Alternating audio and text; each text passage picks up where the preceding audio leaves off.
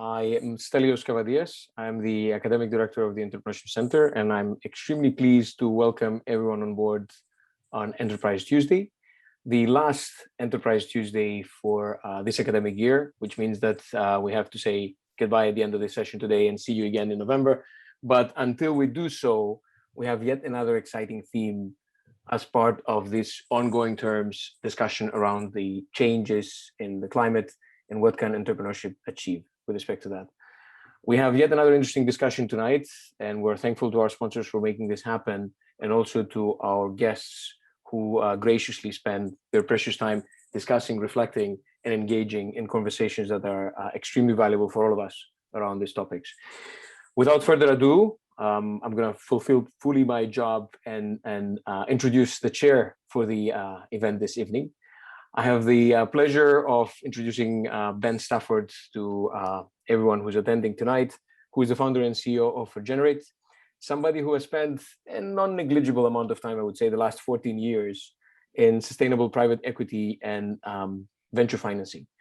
He has extremely successfully, he has an amazing track record in essentially investing, managing, and exiting business in the renewable energy area, which implies selecting and understanding the markets, but at the same time, bringing together the right teams and the right skill sets and supporting those teams to deliver in terms of the development of the ventures idea and the growth of that idea.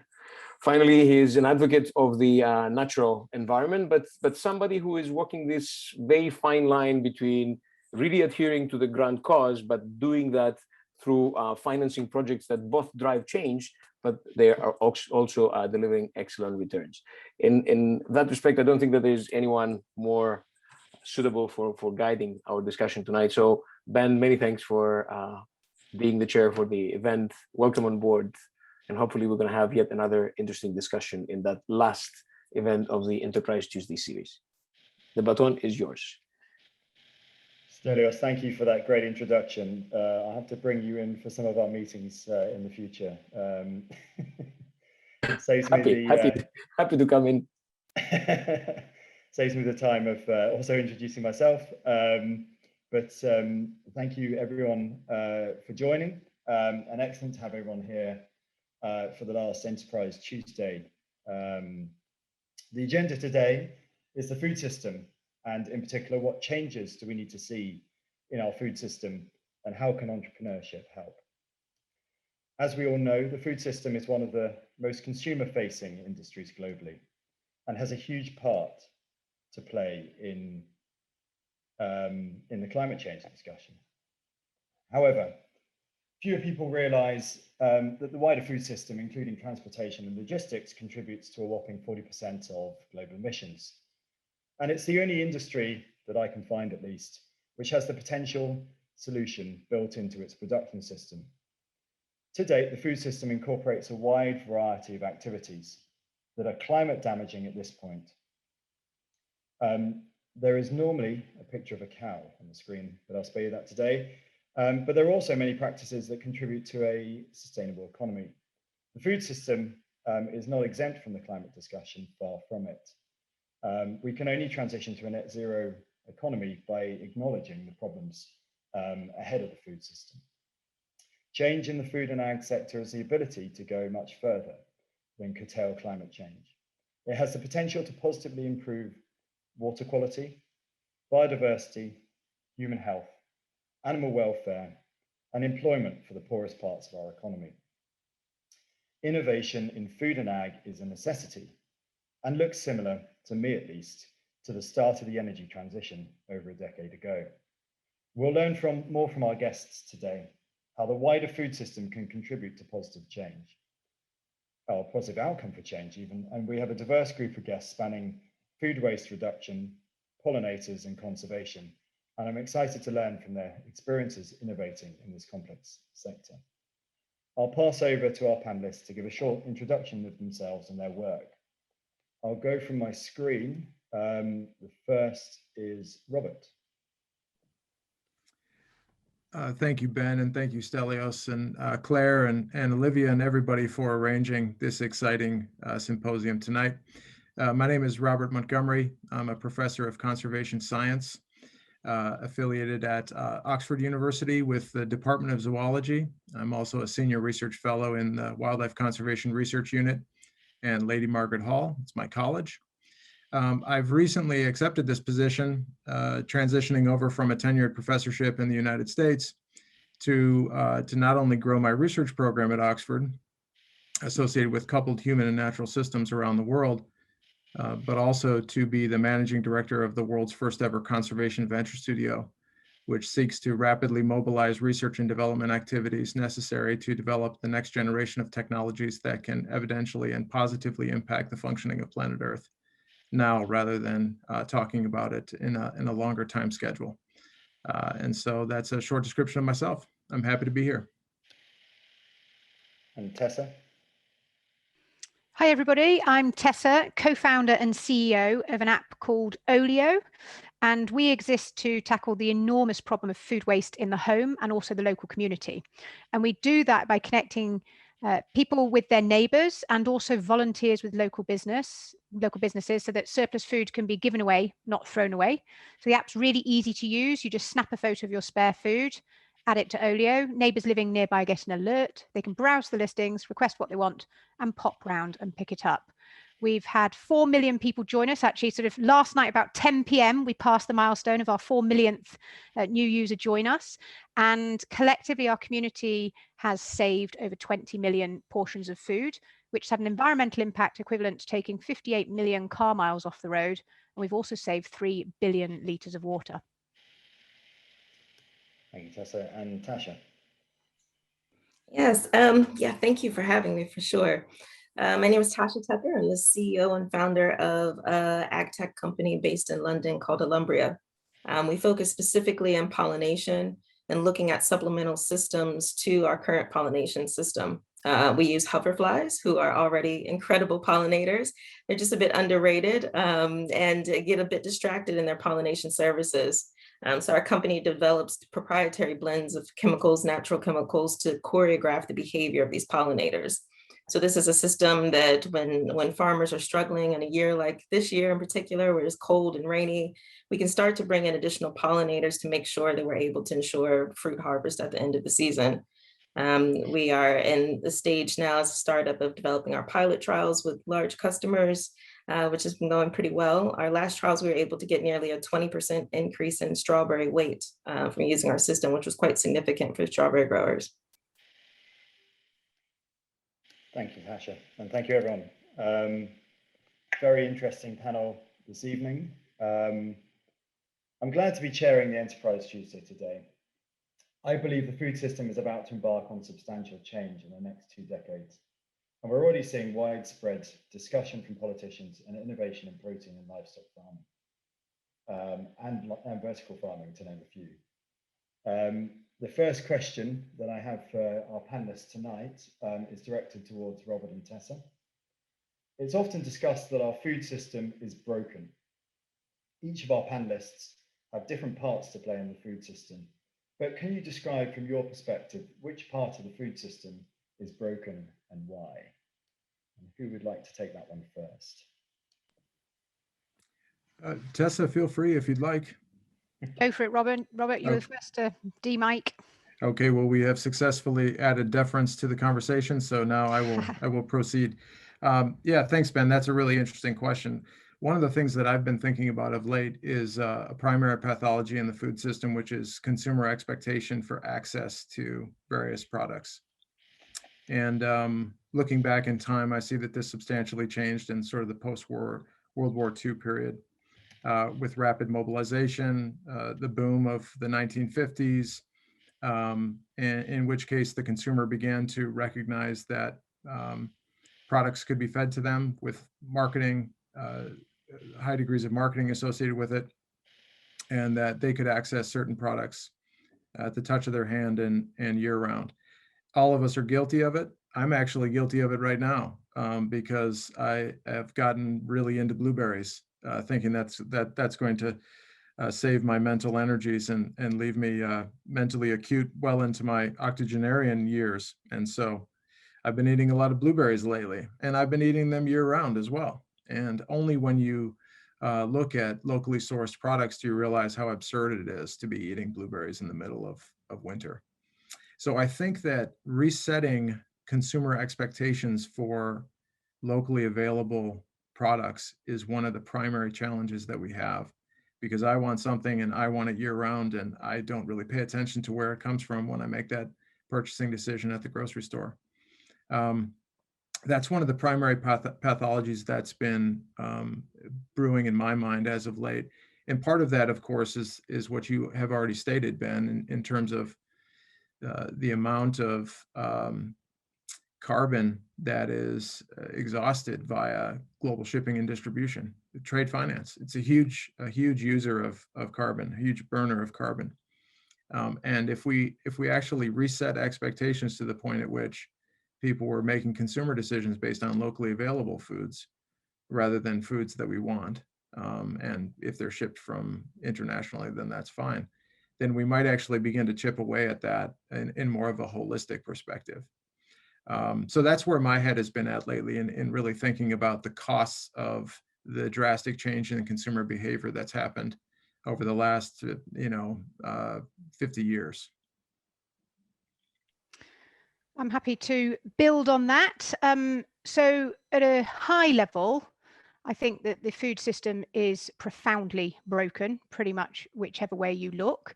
It has been optimized for cost, low cost specifically, for aesthetics and for scale.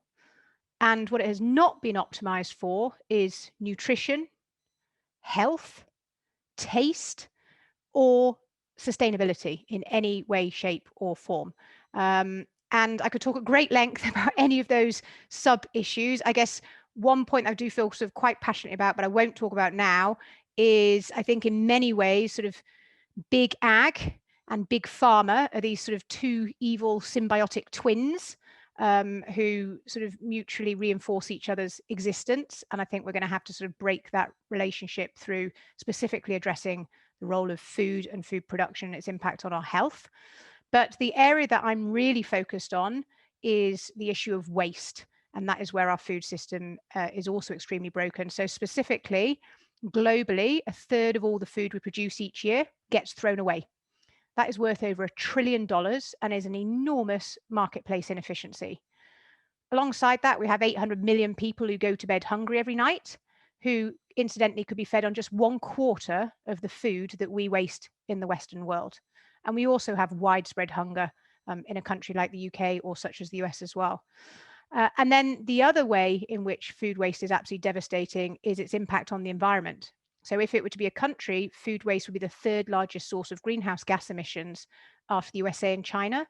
And the reason for that is because a landmass larger than China is used every single year to grow food that's never eaten. So that is land that has been deforested, species that have been driven to extinction, indigenous populations that have been displaced. 1/4 of humanity's fresh water is used to grow food that is never eaten. That food then goes on this enormously long supply chain that Robert was referencing. And when 1/3 of that food ends up being thrown away, sadly, the vast majority go into landfill, food, when it decomposes without access to oxygen, creates methane, which is roughly 25 times more deadly than CO2. And that is why that sort of very long, wasteful, inefficient system is why, if it were to be a country, food waste would be the third largest source of greenhouse gas emissions, and also why Project Drawdown, which is a collaborative piece of work of a couple hundred of the world's leading climate crisis scientists, they stack rank the top 100 solutions to the climate crisis. And last year, they released their latest data. In position number 1 is reducing food waste. That comes above electric cars, above solar power, and above a plant-based diet. So we really, really need to solve the food waste problem as a matter of urgency. And the final point I'd like to make on that is that in a country such as the UK, half of all food waste takes place in the home. And that is in contrast to a mere 2 percentage points of food waste that take place at a retail store level. And that's massively counterintuitive. The reason for us being half the problem is because in the UK, we have 28 million households throwing out roughly 20% of their weekly shop, in contrast to 10, maybe 15,000 supermarkets throwing out half a percentage point. And so if we want to reinvent the food system, starting with a really easy starting point, which is tackling the food waste problem, then I believe that each and every one of us have an enormous role to play. Thank you, Tessa. Thank you, Robert. I have a bit of a follow-on question just to maybe get a bit of debate going here. Is it the price point of food in the UK that causes some of this waste and this problem that you mentioned? Both Robert and Tessa looked at sort of the sort of ease and the low price of food being an asset and a liability, some would say. Yeah, I'm happy to take a first stab at that. So you might have seen me sort of reaching off screen. I was grabbing a piece of paper that's got some really important data on to this point. So today, food represents just under 11% of the average household's annual expenditure. And that is down from 33% in the 1950s. So the challenge, on the one hand, that's great, but the challenge that comes with that is because food is now, relatively speaking, a much smaller sort of share of household expenditure, it's valued a lot less. And that results in an enormous amount of food waste. And we saw that actually kind of interestingly, kind of through COVID, everyone was reminded of the value of food, and the amount of food waste being generated in the home dramatically decreased. So I think it's partly that, but I think we also have to be really, really careful about making sweeping statements about food being affordable, because the reality is for 8.4 million people in the UK who are living in food poverty, it's not.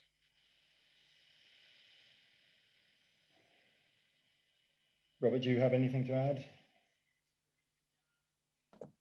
Yeah, no, I mean, I think the way that Tessa put it is exactly right, because we've manufactured systems in which affordability has been emphasized as the premium. There's huge box stores that offer that service, right?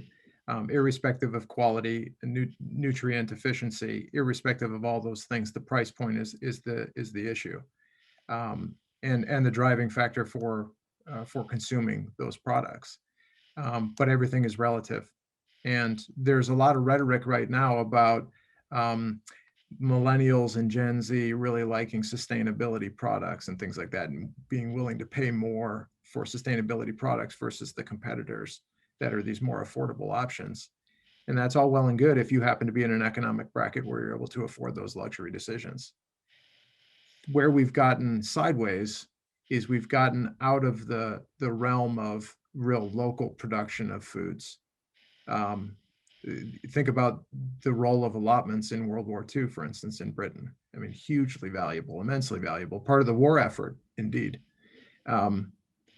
We still have hobbyists, and people that are passionately growers of fruit and veg, but probably not to the scale that we will need in order to convert the agricultural system, because we will need to have more locally sourced and locally available products that can sustain us as a society if we are going to meet these ambitious net zero targets that corporates and governments have set for themselves.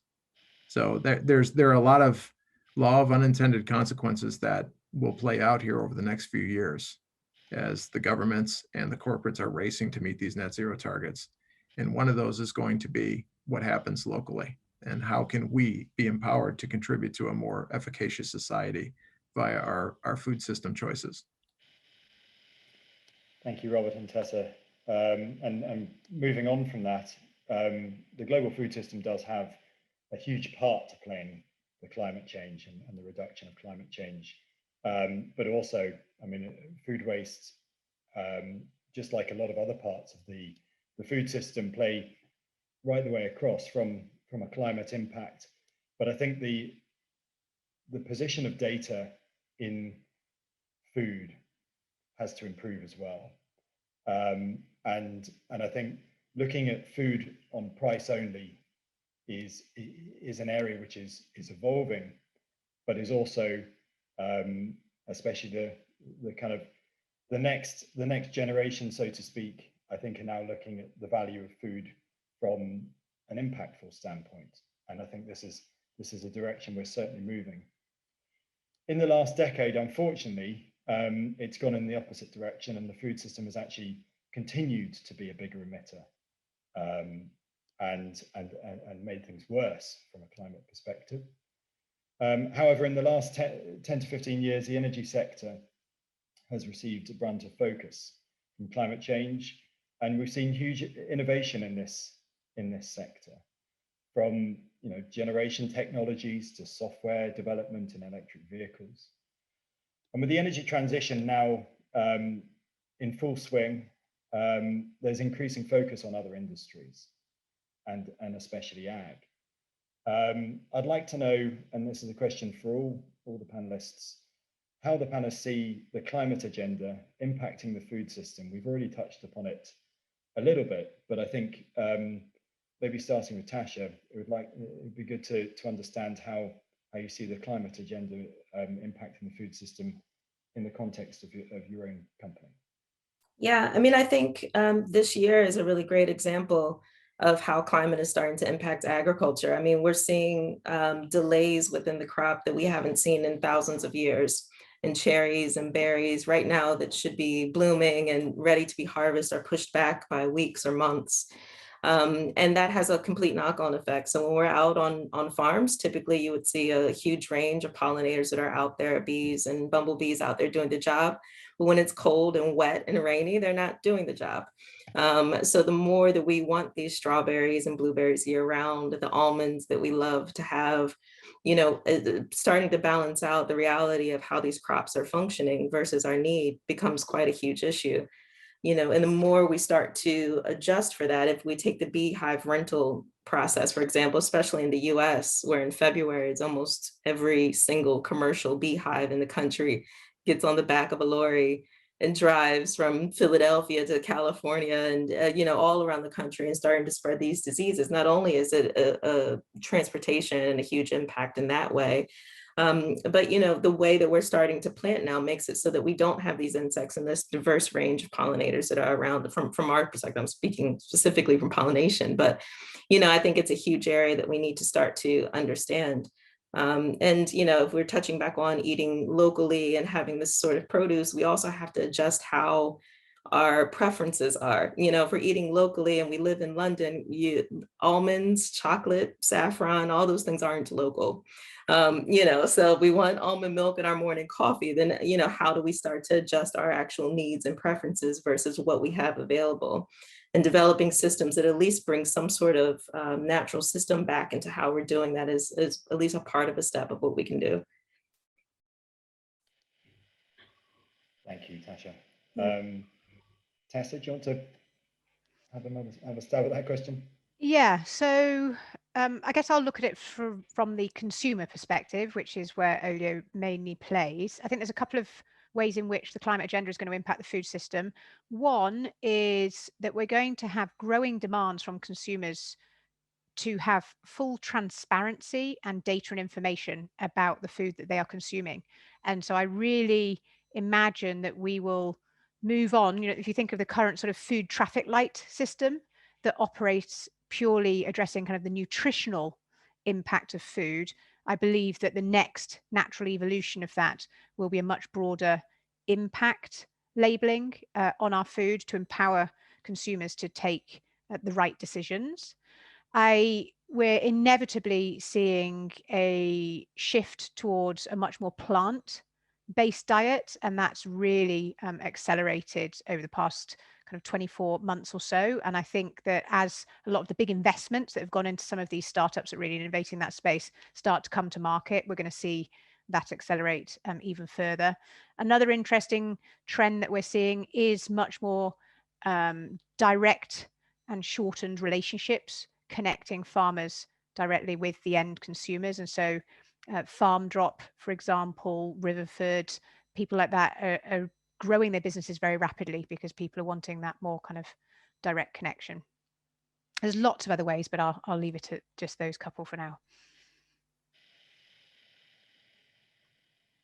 Robert, do you want to jump in? Sure, Ben. I think one of the areas of growth within the next 10 to 25 years is really going to be in the regenerative ag space.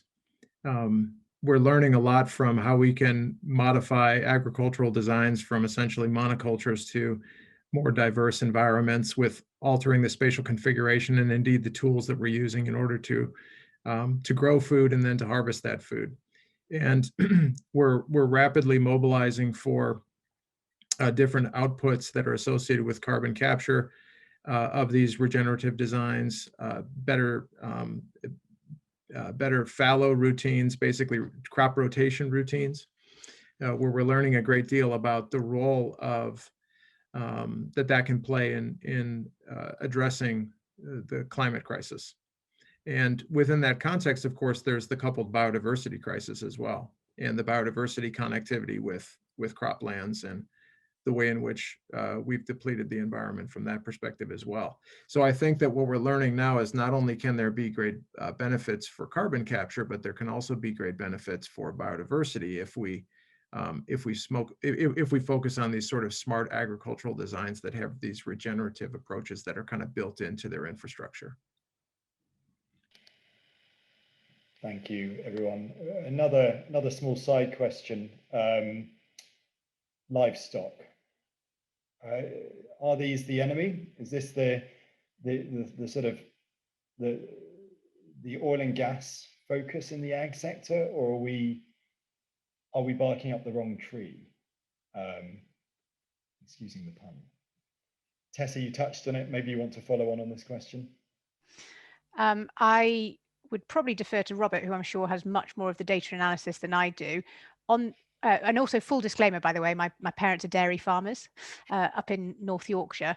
My perspective on this is that diversity is really, really important, and that animal agriculture done right can probably be net positive in terms of biodiversity and carbon sequestration and stuff like that. And I do think there are certain parts of our landscape that just aren't appropriate for arable and crop farming. So I don't envisage a world in which there is zero animal agriculture, but I do absolutely anticipate, if I look at sort of myself and my family and the journey that we've been on, we've probably reduced our meat consumption by 90%. And the meat that we are consuming is of a much sort of higher quality than before. And I anticipate that collectively we will go on a very, very similar journey in aggregate, with many people giving up meat and dairy products entirely and some people not. Thank you, Tessa. Roberts? Yeah, so this is an interesting one because we have essentially replaced wild animal biomass in the world with domestic animal biomass. So if you were just to look at large ungulates living in the world, the wild variety, the wild species have decreased tremendously, and we've completely replaced them in these ecological systems with livestock. But of course, livestock don't behave in quite the same way that their wild ancestors do. The consequence of that is our dependence upon livestock as a source of high quality protein has meant that we've given over, and the estimates, you have to be cautious with these types of estimates, but probably a quarter of the planet to rangeland access for grazing livestock. That's amazing. A vast concession of planet Earth we've given over just to the creation of protein.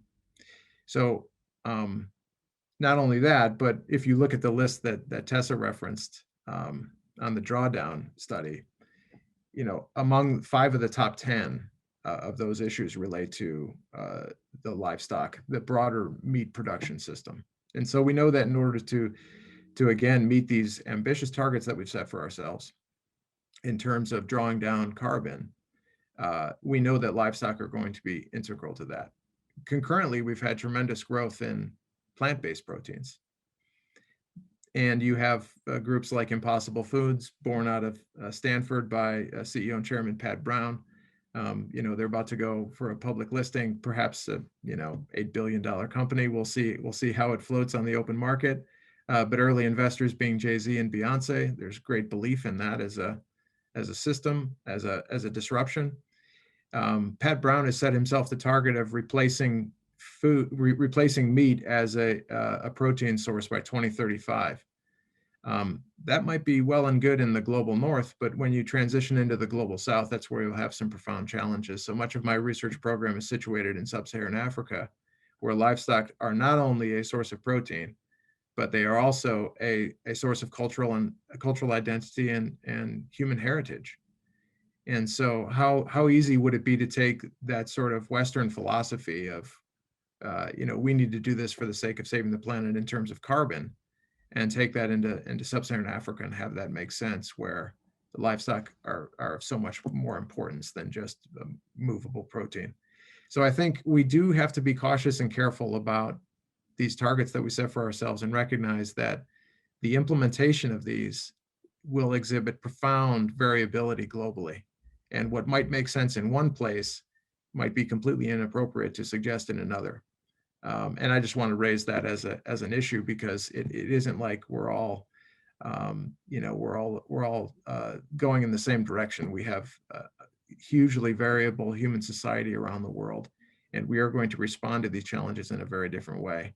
The other thing that I would say within that context is that if you look at carbon footprint, by and large, people in the global south have a fraction of the carbon footprint to those in the global north, and yet here we are once again expecting everybody in the world to change because of very poor decisions that we have profoundly contributed to in what we consider to be highly developed countries like the United States or the United Kingdom. So that's another important discussion point, I think, is recognizing that we're going to have to tailor make solutions for the climate crisis and changes to the food system that are actually consistent with the heritage of human communities around the world. Thanks, Robert. I think there's a consistent localization argument. Tashia, did you have anything to add to that? No, I was just going to just piggyback on that variability that Robert was talking about, understanding that, but I think also understanding the knock-on effect of our decisions. I think as soon as if cow's milk is bad and we run to almond milk, what are we doing to water supply? What are we doing to insect diversity? What are we doing to labor? We've planted twice as many acres of almonds in the last 2 years, and 6 years from now, when those trees become productive, if we have water and pollination issues now, we'll definitely have them then. Same thing within soy. We have serious challenges within making these sort of decisions and moves within agriculture. And I think just having a full understanding of kind of what those knock-on effects are and the variability as we move to these different areas is the best way to kind of approach it. That was all. Thank you. Thank you, Tashia. But I think the discussion we constantly have at Regenerate is kind of livestock as part of the solution is certainly a discussion point. And I think it is a sort of ongoing debate. And I think localization is an important piece of that context. But we certainly see a sort of splitting reality from animal sourced protein being split down the middle, and so half of it being vegetable or other sourced protein, splitting away from the sort of cheap meat reality, and this idea of high quality meat, which Tessa mentioned earlier, being a kind of important phenomenon. I mean, the purpose of the discussion tonight is to really highlight areas of potential innovation, and especially those from solving the world's greatest problems. At Regenerate, we're focusing on solving issues coming from widespread global soil depletion through targeted investment. I'd like to understand, Tessa and Tashia, the origins of your businesses, and whether you started your business with an idea or a solution. Now, who would like to take that one first? I'm happy to crack on with that. So I had wanted to do something entrepreneurial for probably 5 years before setting up OLIO. And the reason for that was because whilst I had a CV that looked fabulous on paper, it was something that I thought if I were to die tomorrow, I wouldn't be particularly thrilled or proud of what I had achieved. And I spent several years wanting to make that transition into the world of entrepreneurship, but I just didn't have an idea. And so I stalled and I wasn't able to do something. That all changed through a seemingly inconsequential moment in my life 6 years ago now. I was living in Switzerland for work with my family and was moving back to the UK. And on moving day, the removal men said to me I had to throw away all of our uneaten food. Now, as I've already disclosed, I'm a farmer's daughter. And so I know firsthand just how much hard work goes into producing the food that we all eat every day. So as a result of that, I was absolutely not prepared to throw this food in the bin. And to much the irritation of the removal men, I stopped packing and instead bundled up my newborn baby and toddler, set out into the streets, clutching this food, hoping to find someone to give it to, and I failed miserably. And I then had that sort of metaphorical light bulb moment where I thought, this is ridiculous. I'm going to all these efforts to avoid throwing away this food. Why isn't there a nice simple app where I can give it away to a neighbor? And that then sort of took me on a journey and back down a bit of a rabbit hole of sort of research to find out, was food waste a problem beyond my own personal experience, etc. And I think sort of the key learning I had as I sort of look back and reflect on that is that prior to launching OLIO, I was going about it in totally the wrong way. I was waiting for an idea to emerge. I was sort of looking for an idea. And retrospectively, I realized that what I should have been doing was looking for a problem that I wanted to solve, a problem that I was really, really passionate about. And so I think it's a really, really exciting today to be starting out on your journey of entrepreneurship, because there sure as heck is no shortage of really, really significant problems that need solving yesterday. And I'd encourage any sort of wannabe entrepreneurs to take that sort of problem-focused approach to starting their entrepreneurial journey. Yeah, I had to think, I'm a bit of the opposite of how Tess gets started out. My background is in architecture. I was a bit of an odd architect working in biodesign and really interested in biological systems and new engineering technology and ways to kind of bring research papers and PhDs and science out into the world and to solve problems through an architectural context. So I came to London for a one-year degree program. And a competition came up called the Biodesign Challenge. So it was just a voluntary competition, something to give me a break from my research that I was currently working on. And the topic was the future of food. So we've spent 7 or 8 months working with Imperial College and the Royal College of Art, just looking at ideas around the future of food using synthetic biology, using different chemistry sort of techniques that were coming out. With no specific topic besides that. And at the time, we were hearing a lot more about bees dying and the struggles with pollination. And, you know, we wanted to take that sort of angle of finding ways that we can help. We thought it was amazing that there's, you know, hundreds of thousands of pollinating insects and animals, but yet as a community and society, we've focused on one, or maybe two if we include the bumblebee in there. So we said, surely there's other pollinators out there that are doing the job that can work. And hoverflies are the next largest subset of pollinators. You know, we realized that they're better in high altitudes, cold, rainy weather. So areas that really could start to tackle some of the challenges that farmers were starting to see, especially when you start to get into indoor farming and vertical farming. Honeybees are not even an option in those spaces. So as soon as we start to move away from salad greens and starting to look at growing berries and other crops inside, you know, how do we begin to pollinate even outside of hand pollination, which has an incredible amount of struggle and challenges. So we really, you know, approached it in that sort of way of really understanding how does farming work? What exactly are they looking at? My family has a background in farming, but I'm a city girl and not in farming. So it was a good way for me to start to engage and look at this space in a completely separate kind of mindset. It ended up doing really well in the competition, and we got into the Royal College of Art has a startup incubator, and really looked at how do we start to transition this idea, this kind of project that we have into a company. And that was a little over 4 years ago now. So yeah, I think from our standpoint, just, you know, not even approaching it as a business, but just looking at what's really happening and how we can start to help.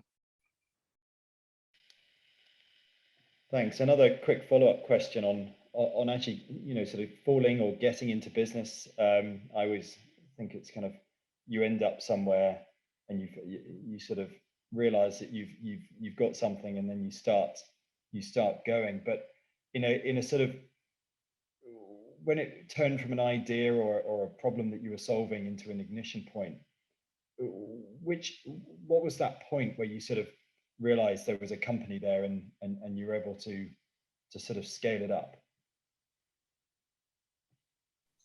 I think from our standpoint, when we realized that, the cost of pollination was going up, is continuing to go up fivefold in the last 8 years in particular. We've planted 5 times as many pollinator dependent crops.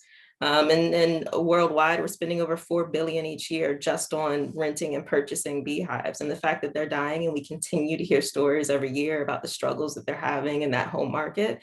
For us, that was the point that, this isn't a nice to have, a luxury item for farmers. It's an actual kind of need. When we ask, well, how will we pollinate these crops 6, 7, 8 years from now? It's a really good question. How will we do that? So I think that was the point where, it's not just an idea, it's a need to have kind of system. And I think by understanding that true need and sort of impact that we can start to do, that made that sort of transition really solid for us. It's, pursuing it as a business. From our perspective at OLIO, I don't think we actually have had sort of a single moment in time that I can point to and say, aha, this is working, now we're going to scale up. The reality of our journey has been that it's just been a whole series of incremental steps, test, measuring and learning as quickly as possible. And when you sort of stop and pause and reflect and see where you've come from, you realize you've come quite a long way. But then as you look ahead, you realize that we've got to go 1,000 times further than where we are today. But I think sort of what we did in our early days to take OLIO from an idea to reality was pretty interesting. So the very first thing we did was the desk research, and I've sort of shared with you some of the horrifying data we uncovered as part of that process. The next thing we did was a quick bit of market research to see if anyone even cared about the problem of food waste. And the key data point we got back from that was that 1 in 3 people told us they were physically pained throwing away good food. So that was a sort of tick in the box. This is a problem people care about. The third thing we did was we recognized that just because people said they cared about something didn't mean to say they'd take the next step in our hypothesis, which was to share food with a stranger, which is pretty hardcore. And we wanted to test that hypothesis before sinking our life savings building an app that in all probability no one would want. And how we did that was we did a proof of concept via WhatsApp. So we invited 12 people who had done that market research survey, said they were physically pained throwing away good food. They all lived close to one another, didn't know each other and didn't know us. And we said, for the next 2 weeks, we're going to pop you on a WhatsApp group. And if anyone's got any spare food, here's some neighbors who would be interested in sharing with you. And we waited with bated breath for, I think it was about 48 hours, to see if anyone would post any food into this WhatsApp group. And they did.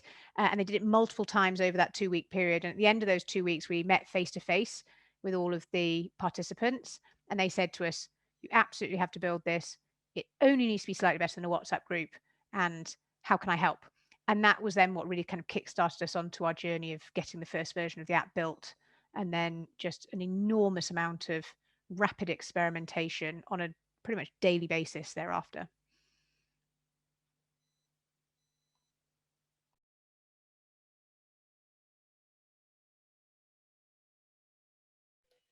Sorry, having problems with the mute button there. Thank you, Tessa, Tasha. I think we can all agree that we've lived through some pretty interesting times in the last couple of years, and very different for everyone, impacting work lives and positively and negatively. As founders, it's been a very different experience to raising capital, marketing products and meeting people. To all of the panelists, how have the recent changes in the global sentiment, the pandemic and the economy impacted your work and business? Robert, I'll go to you first on that one.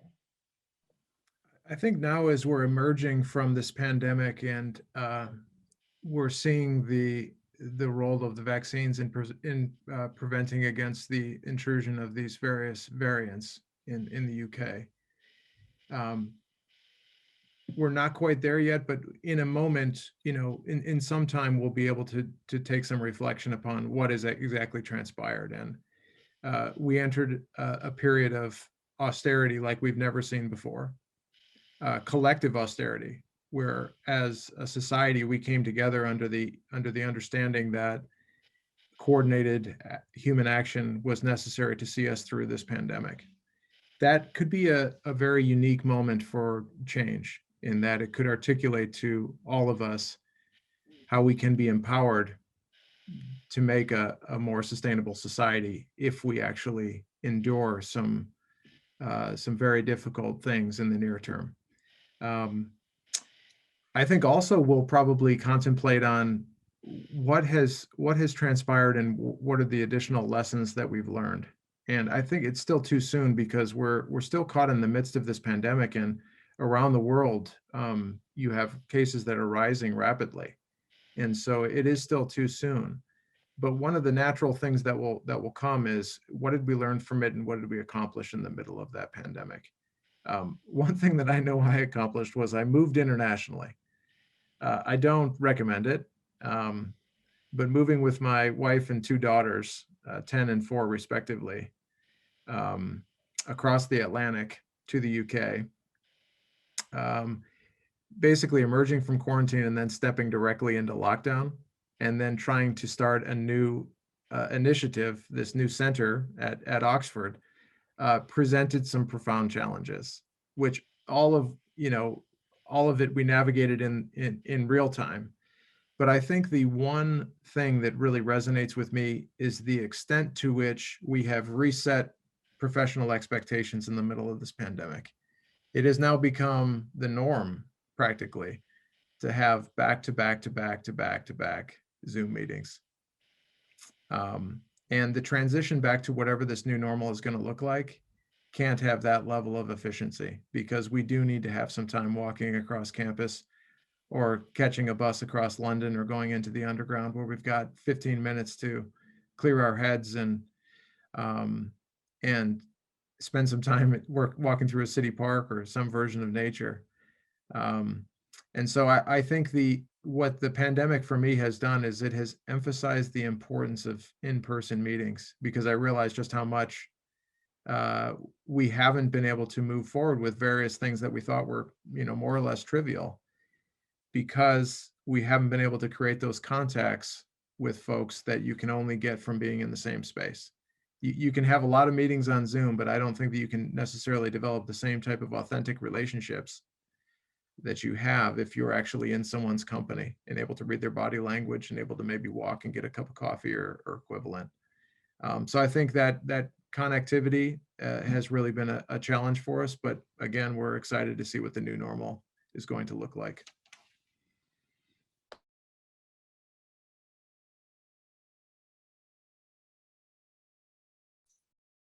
Because I would have to agree with Robert. I think it will be the connectivity for sure. And I think you're right, and a bit of time to reflect on what's going on. We're still kind of in the middle of, I think, especially in the UK, it still feels a bit like we're climbing out of it. I think from a startup standpoint, of course, it was an incredibly challenging year. I think it's nice to be in agriculture, because I think the importance of food and, the reality of seeing grocery store shelves quite bare when this all started, and, it made it a bit more of a reality. So, fortunately for us, there wasn't too much that changed. Farmers are essential. The trees kept blooming. So we were able to keep going and doing what we need to do. It's a struggle as a founder, I think, fundraising in times like this. I think we were in the very beginning stages of a fundraising round right as lockdown happened. So being able to adjust timelines and kind of expectations around that, and still being able to push the company forward, was challenging, but I think it in a bit kind of brought our team together and brought our farmers back into focus. It was kind of, critical things, and were what we focused on, and let the other things kind of go to the side. So, we'll kind of see how things pan out in the next few months, hopefully, as we start to pull out of this. For us at OLIO, in one way, I guess sort of as a team, COVID didn't really impact us at all, because we've always been a remote first business. So we're now a team of 40 people. We've never had an office. So we didn't have to go through that really sort of, I think for many people, traumatic process of adaptation in terms of your ways of working.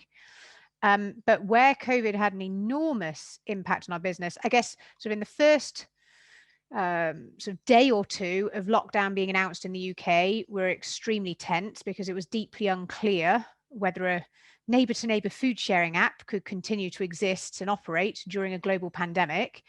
But we listened to our community, and they made it very clear to us in no uncertain terms that we had a responsibility to keep operating during the pandemic. And we also worked very closely with our environmental health officer and our food safety lawyer. And the key sort of change that we made was that all our pickups became what we call no contact pickups. So that means that the person giving away the item would pop it outside a few moments before the person who was picking it up was due to arrive. The net, once we'd sort of figured that out, the net effect of COVID has been enormously positive on OLIO. So we grew 5x last year. It's sort of, we'd been sort of slogging away with sort of really slow but steady growth. And then we suddenly hit this sort of hockey stick trajectory last year. And I think there's a couple of reasons for that. The first is that if you remember back to this time last year and a little bit, we saw all those photographs of empty supermarket shelves. And I think for the first time for so many people, they felt on a really visceral level how important food is. They genuinely worried about access to food. And that led to a step change in terms of how people valued food. And so there's lots of kind of market research showed that over 50% of people said that they were valuing food more, they were wasting food less. So that naturally meant that the OLIO proposition was really, really kind of welcome and in demand. The second thing we saw that was people wanted to reach out and connect with their local community. They wanted to help people that were struggling to get by. Being told to kind of stay home to help, for many people, didn't feel like quite enough. Whereas giving stuff away that they didn't need to the local community via OLIO was a really simple but powerful way for them to support their local community. And then the third thing that we saw really was that, many people did experience sort of a great pause and a moment of reflection and thinking about what really do I need for my life to make me happy, and how are we going to build back better, and what's that look like? And so the sustainability agenda, the climate crisis agenda, has really kind of rocketed up people's consciousness, and I'm absolutely thrilled. It does feel something has happened, something has changed, and it does feel like the world is finally waking up to the climate crisis.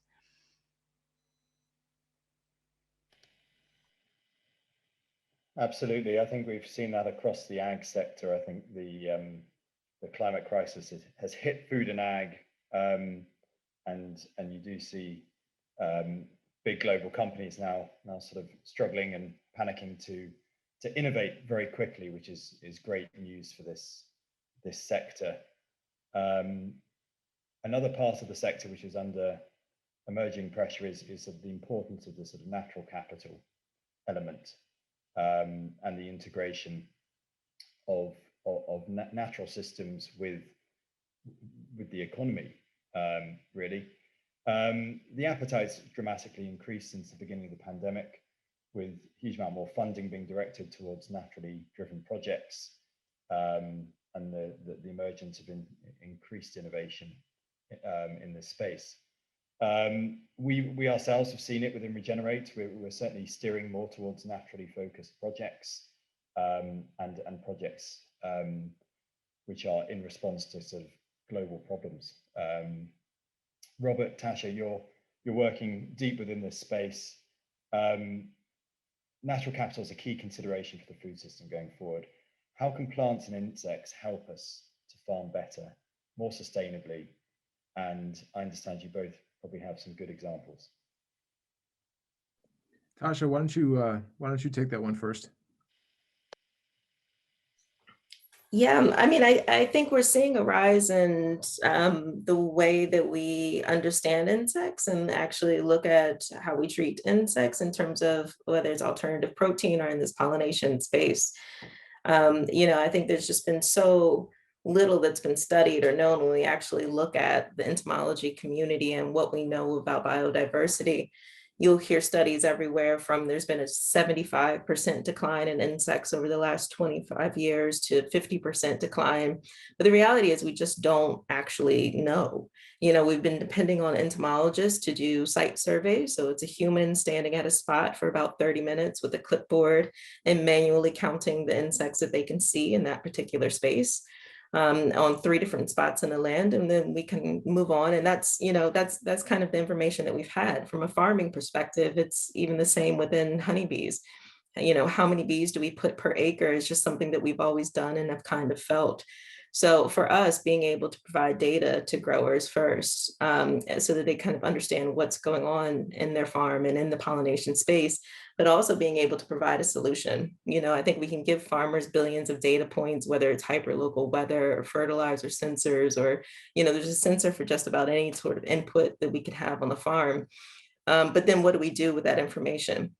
So for us, it was really critical that we start to then being able to, you know, provide that answer for growers. So I think that's the kind of power that the data and the kind of systems and natural systems that we start to bring back in, looking at all these other insects. Moths are incredible pollinators. There's all these different things that are doing the job out there. So as we start to develop the data and develop the information and get that into the hands of farmers and usable systems that they can actually implement in cost-effective ways onto their farms, you know, that's when I think we'll be able to at least stabilize a bit of what we're having in the food system now.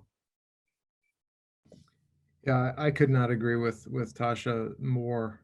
Just amplify all those comments. I think what it emphasizes is that we actually have a pretty poor understanding of the mechanistic connections between biodiversity, agriculture, food systems, and global economies. So one of the central challenges that we have at present right now is what is the value of biodiversity? And what a difficult question to answer. It means it depends on what you mean by value. It depends on what you mean by biodiversity, which is there's 1,000 different definitions for how people talk about biodiversity.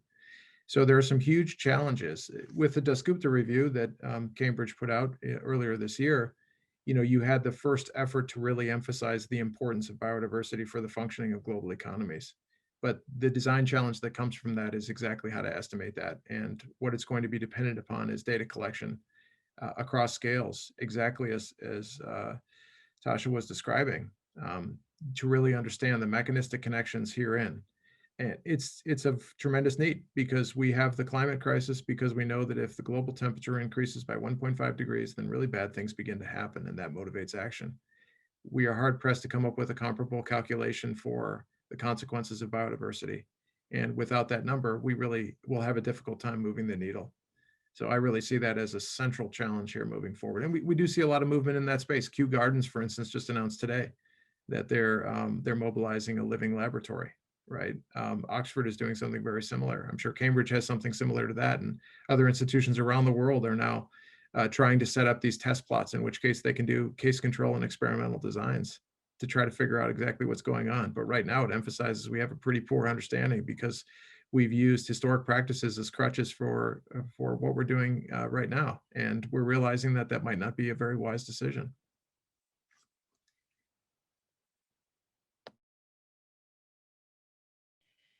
Thanks, Robert. And Tashia. So I think we're moving into the section of the tonight where we're taking questions from the Q&A from the audience. We've got a question from Emily Gale, which I'll direct initially to Tessa. As consumers, what small steps can we take now to make a difference? That is a brilliant question, and something I feel very, very passionately about, because a lot of the dialogue at the moment presents these multiple crises, by the way, you know, the climate crisis, the biodiversity crisis, the resource depletion crisis, with lots of sort of charts and data that talks about lots of industries and things that just don't feel relatable to us. I came across a study fairly recently that said that 60% of all greenhouse gas emissions are directly related to household consumption. And there's another study that said 72%. And I found that really, really interesting because for me, that reinforced the power and the impact that we do have as individuals, because conceptually, it was billions of small actions that got us into this mess. And so surely by the same logic, billions of small actions can help get us out of it. But the natural question following on from that is, well, what on earth should I do? Sort of a shameless pitch, but in the OLIO app, we have a section called goals, and it's essentially kind of Tinder for sustainable living. So you can kind of right swipe to save the planet and put a goal on your to-do list, and left swipe to maybe do it later. And those goals are all about simple swaps that you can make to your daily life. And so they start off with really simple things, like perhaps swapping out your plastic toothbrush, because every single plastic toothbrush that's ever been made continues to exist, with a bamboo one, all the way through to things like changing your energy provider, switching your pension provider, moving your bank account, etc. So I definitely encourage you to sort of check that out. We've done a lot of the research and the hard work, and we lead with lots of really kind of tangible examples of things you can do.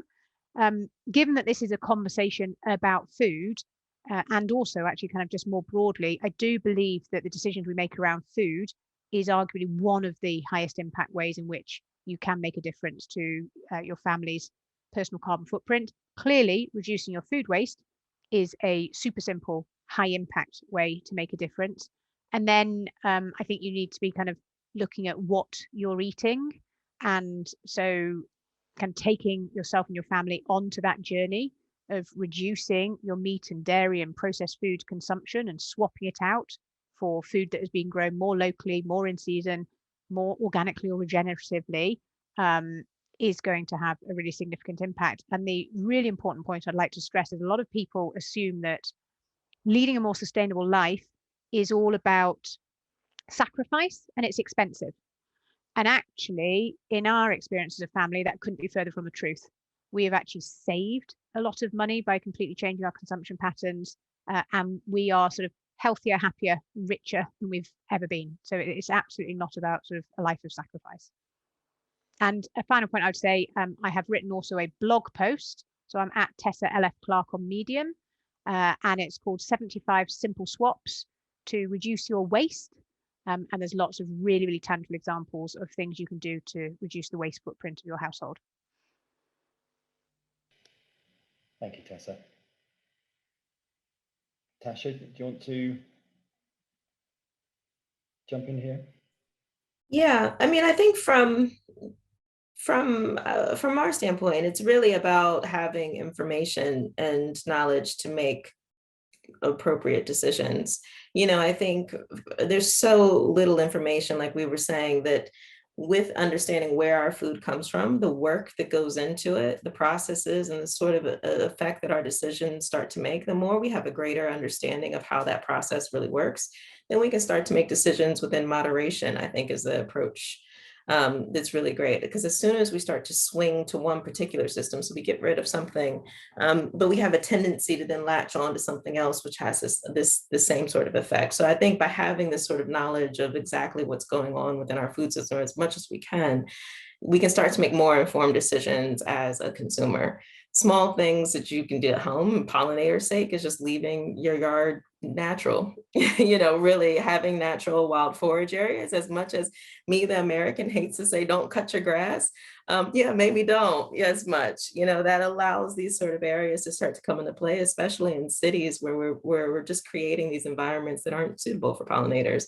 So it's really just some basic things that we can start to do, I think, within that space for sure.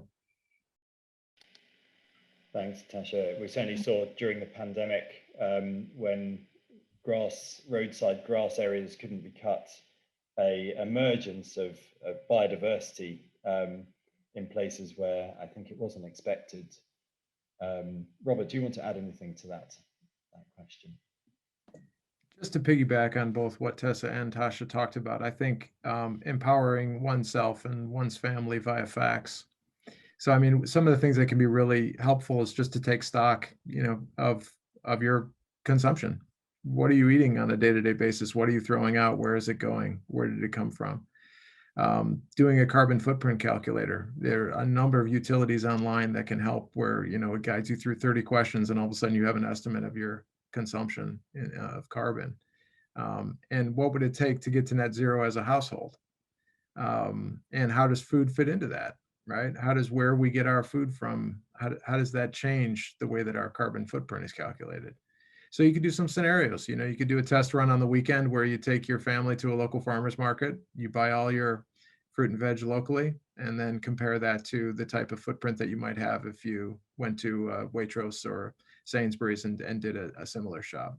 So I think it's just, trying to figure out exactly where your priorities lie.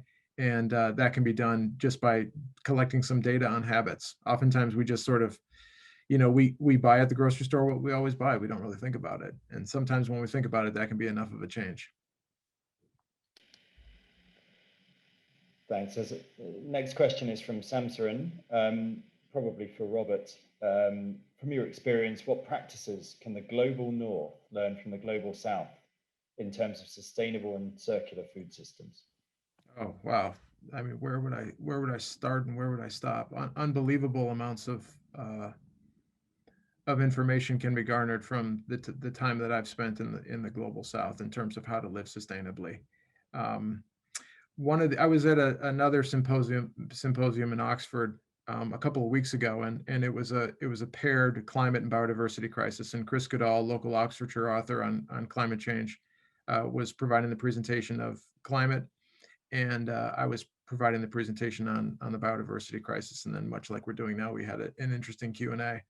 And one of the interesting things that Chris said in that convening is he talked about if we are going to solve the climate crisis, we're going to need to do a bunch of things. We're going to need to stop using internal combustion engines, stop flying as much as we do. Obviously, the pandemic has given us a data point there. And the other thing that he said was we were also going to have to stop absorbing ourselves in the next fashion trend. And that was really interesting to me in hearing that, right? That the fashion industry is a large contributor to this space. And they set expectations for the rotation of the calendar, and all of a sudden, you don't even know, subconsciously, you want to go out and shop. Being in the global south, there's very little of that. There's very little, temperamental consumerism associated with the calendar shifting from one season to the next. In fact, quite the opposite. You can be in a village in the middle of Uganda and see a T-shirt of a Super Bowl team that lost in 1995, right? Because they print those T-shirts in advance, and then the ones that for the team that actually lost, they then send those to the global south. And that was a real wake-up call that, the reduce, reuse, and recycle is long-held values in many parts of the global south. And we can take a page from that. I mean, I think we had that as a society prior to the 1950s. We definitely had a live more locally. We didn't have the same pressures for consumerism. We didn't have the same shipping and distribution channels that we do now. And we made it, right? We did okay. So, I mean, maybe we should take a page out of our grandparents' book and try to take some lessons from the way that they lived when they were young. And if we do that, then we're probably living a little bit closer to the way the majority of the world's population does in the global south. I've got a quick side question to that, which I'll expand to everyone. What is local when it comes to food?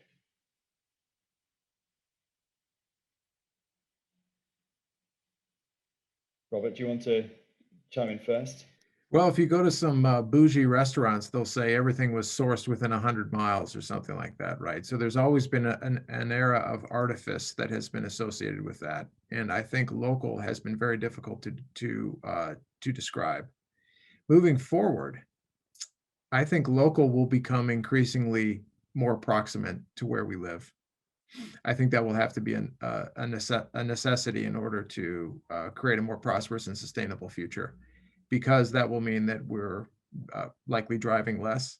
We're likely on foot or on bike or via an electric medium.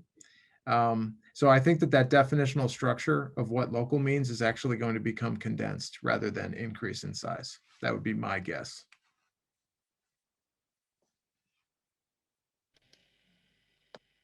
I don't have anything to add to that. I would agree. Thanks.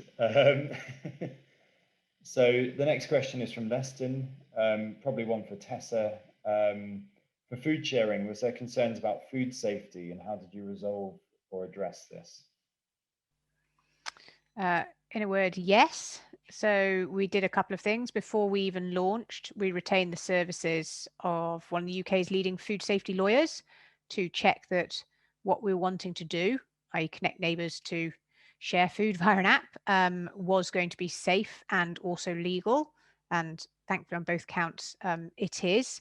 The key thing that we have to be aware of is food dates. So there's obviously the use by date, which is a health and safety date. Now, it's illegal for a business to certainly sell, but even to give away for free. It's illegal for a business to give away food after its use by date.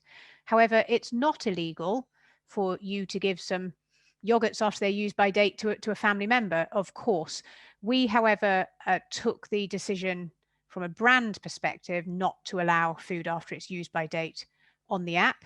However, the best before date, which just means that the food is optimal from a taste, aesthetics, composition perspective before that date, we do allow food after its best before date on the app.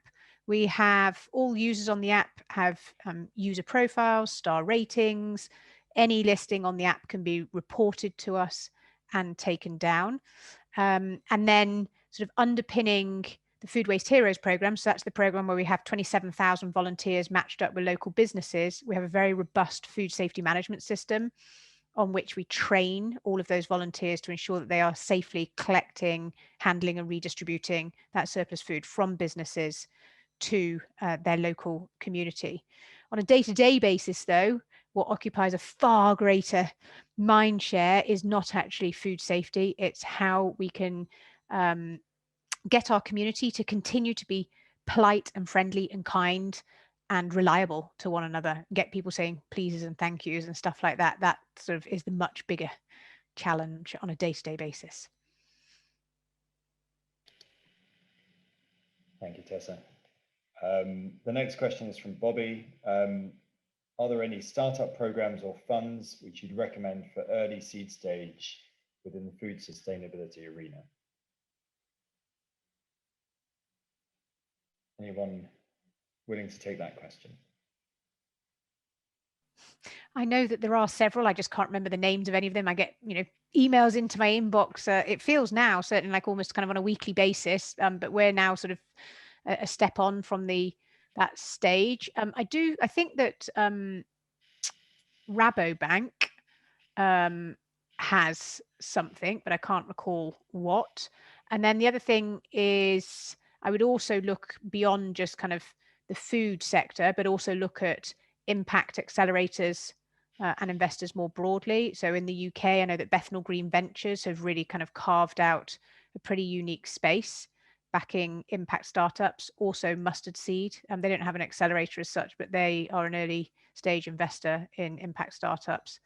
And then if you're looking for VC investments sort of slightly further down the line, then Quadia in Switzerland, they're one of our investors, and they focus specifically on the sort of future of food and sustainable food systems. So they're one to check out. Yeah, we've been too lucky, so lucky even with our investors and the accelerators that we've been a part of in this space. We've been able to find an incredible group of impact and environmental focused investors, which has been an amazing help. I think in particular, Astronaut Ventures has done an incredible amount of work within this space and in impact investing in environmental concerns. There's groups like Trellis Road is a small kind of VC fund, really startup focused, but really into impact investing. You have bigger groups like the Yield Labs, who's really into the kind of ag tech sort of space and impact in that as well. We participate in the Thrive Ag Tech Accelerator in Salinas, California. So they are a big ag tech fund, not so much fully impact focused, but I think being in a community within the space of other startups and other VCs that kind of have this sort of mentality of what you're working on is always a huge help. So I think we depend on our community of accelerators and investors quite a bit. Another one to add to the mix is the Shake Climate Accelerator. Is quite useful on the food and ag side. I think there are a few groups around also on the accelerator side and the support and mentoring side, which I think is particularly important when you're starting up. And so it's useful to understand the sort of history behind some of the VC characters who are involved and how deeply they mentor and work with businesses, because it does vary quite a lot. Robert, did you have anything to add on that question before I move on to the next? There's a lot of movement in this space right now. So it seems like, as Tessa was saying, every other week there's a new entity that's come out and wanted to play in these collective sandboxes. So I think with a good, strong idea about a disruption within this space, there's reason for optimism of getting it seed funded because there's just tons of activity right now.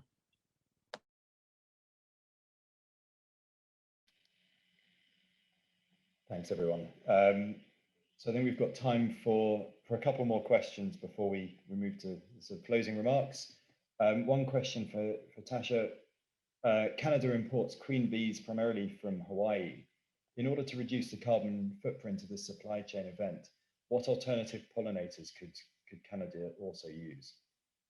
Yeah, well, I think hoverflies are incredible alternative pollinators to use it, but it depends on the crop. I think that's part of what we have to understand is that, as we go into different crop types in different regions, not every pollinator is not an amazing bee that just covers every produce that we have. So I think being able to match up native pollinators and getting back to native species that are local to that particular farm. They're already foraging on the wildlife that's there. They have the immune system of what's around and how they're functioning on the field. So the more that we can move away from this import and export process of bees, I think the better off we are. But again, it goes back to our farming practices. So when we have mass monoculture farming, it's really difficult once those flowers fall off the tree to have insects around. So when you have miles and miles and miles of a single crop, as soon as the bloom and pollen is gone, then, we can't expect insects to then enjoy being there. So it's a bit of twofold of what we can do is start to plant these wild forage areas where possible. I know it's difficult in agriculture because every acre of wild forage area takes away acre of productive land that you can make revenue off of. So, it's a difficult balance of getting that right. But we can depend on hoverflies to come in early morning, early afternoon to pollinate, your honeybees and bumblebees to be late day. Moths will come in at night and start to pollinate. Hummingbirds will come in and pollinate throughout the day as well. So there's a massive range of insects that we can start to look at that could potentially be appropriate for a lot of these crops. And the next question is, many big corporates have made sustainability pledges, i.e. in their products. How do we tell the real from the greenwashing? I'm very happy to take a stab at this. It's something I feel very passionately about. I think we have got to be so careful. We are about to be inundated by a tsunami of greenwashing. And on the one hand, it makes me really excited because I think it's just it shows that the world is waking up. But on the other hand, I think it has the potential to be really, really dangerous. And so some things that I keep an eye out for when I'm sort of looking at a company's marketing materials, so some kind of watch outs.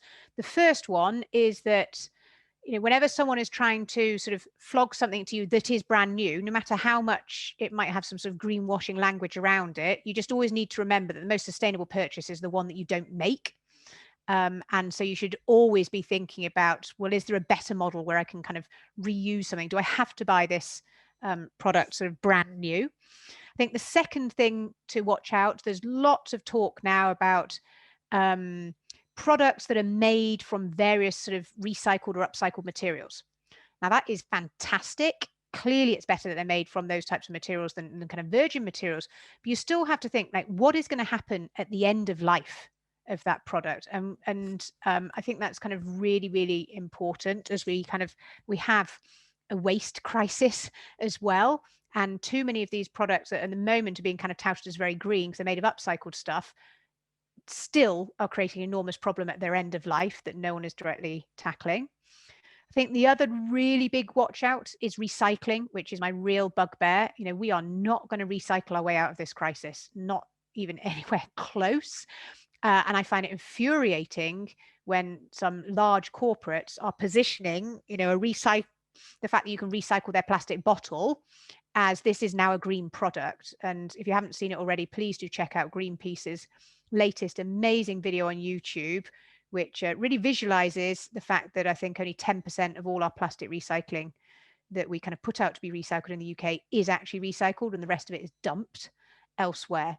So the fact that something can be recycled definitely does not make it a green product. And then the final sort of watch out is we're just going to see more and more claims about sort of net carbon and carbon neutral, and lots of sort of, quite frankly, sort of a bit discombobulating language that is really hard to fathom what it means. And I think the key thing to kind of look out for there is, has the company demonstrated with some clear data and evidence what they have done to reduce their carbon emissions? Sort of, again, we're not, in the same way we're not going to recycle our way out of the mess, we're not going to offset our way out of this mess either. So they would be my core watch outs.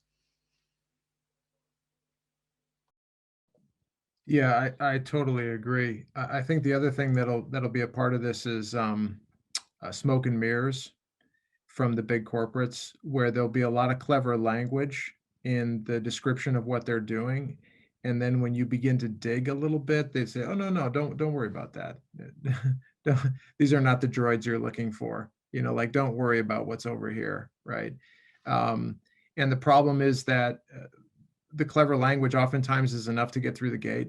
And then when you look below, behind the curtain, so to speak, you find that there's really nothing there. So carbon offsetting is a classic one. You know, what have you actually done in order to offset your carbon? And is that legitimate and verified, those activities? Now, the one thing I will say is that the big corporates, they seem to be very concerned about the risk of being cast in a greenwashing light. And so I do hope that in the near term, that fear can motivate authentic and integral action to do legitimate work in real world systems to actually solve these problems. But part of that natural process is going to be embracing with the awesome amount of complexity that's inherent to coupled human and natural systems. And if we don't understand the linkages between these things, then we can't even, you know, work to begin to fix them. So my concern is that we're going to have very rudimentary activities associated with, we need to meet these net zero targets. What captures carbon? Trees capture carbon, so we need to plant more trees, without taking into account that it's about doing things holistically and mechanistically and planting the right trees in the right places to yield the right outcomes. And so this is not a quick fix. This is not an easy problem to solve. The only way that we can get there is if we actually begin to embrace the complexity that's inherent to these systems.